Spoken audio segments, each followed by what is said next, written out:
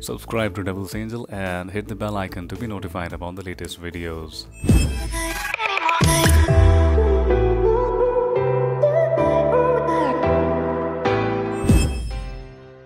Hello guys, welcome to another Devil's Angel video. Today I'm sharing my experience on how to convert a large 8-liter manual pressure sprayer into a foaming machine. This is suitable for washing cars and other automobiles. If you remember, I had promised this video almost an year back when I had initially converted this pressure sprayer into a foaming cannon.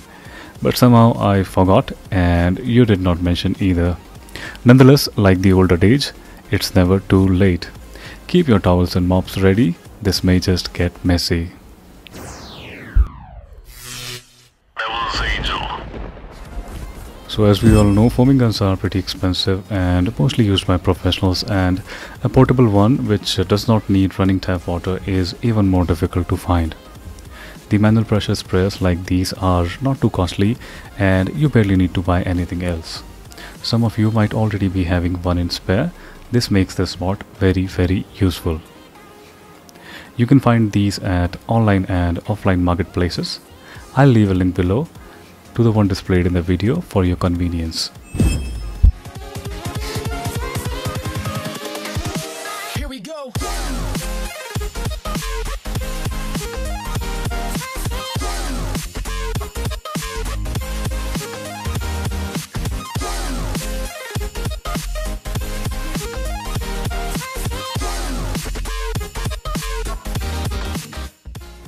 So friends, before I begin, I want to let you know that I have a whole playlist of reviews of electric and manual pressure sprayers. Be sure to check them out via the link in the description. Also, very recently I have created and shared this shampoo bottle pressure sprayer mod. You should also try that out, as it's about making good use of your old trash and does not cost anything. Also, in the next video in this series, which will come out later this week, I'll be showing you how to turn the smaller 1.5 liter pressure sprayer into a foam gun and how it compares to the bigger sibling.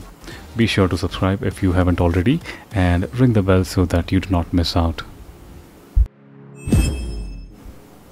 Moving on, let's talk for a moment about why the pressure sprayer cannot be used as a foam gun without this modification. This is because the inlet pipe is totally submerged under the soap solution and does not have access to air, and without contact with air, foam cannot be formed. Now let's begin the modification.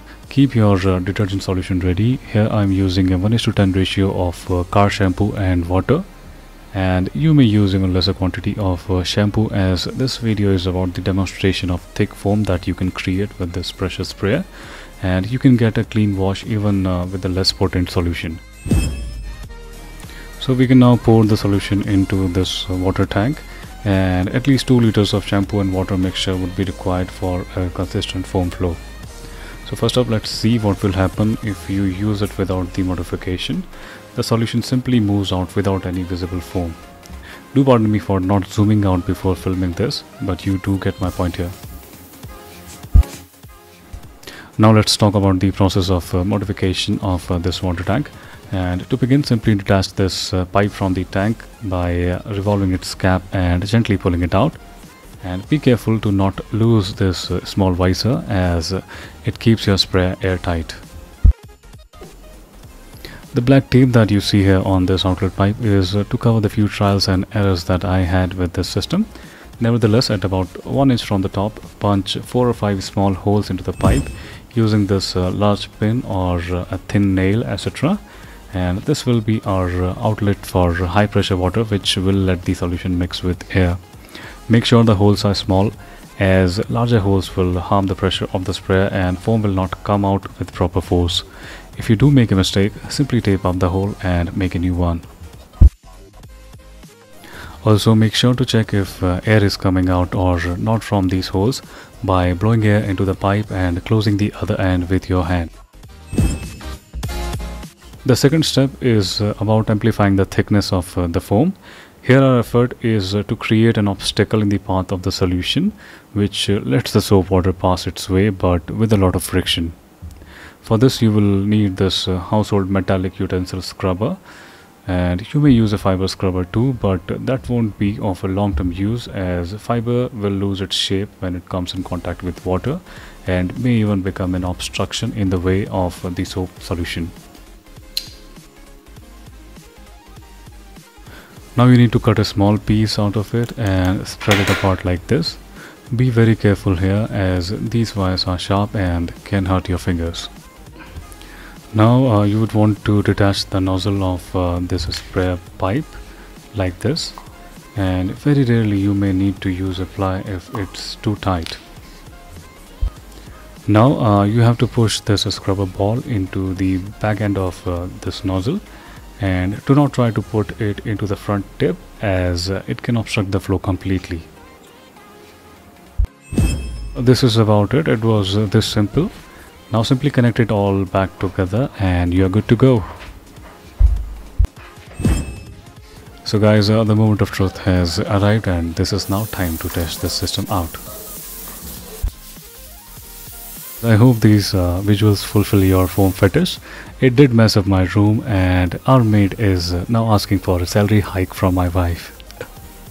Although in the first pump and spray cycle you will not see as thick a foam as you're seeing right now on your screen. It takes some time to build up, but by the second or third pump and spray cycle you should see great results like these. And if you really want to show off, try this with a more potent 1:5 ratio of soap solution and water. You will get really popular in your neighborhood.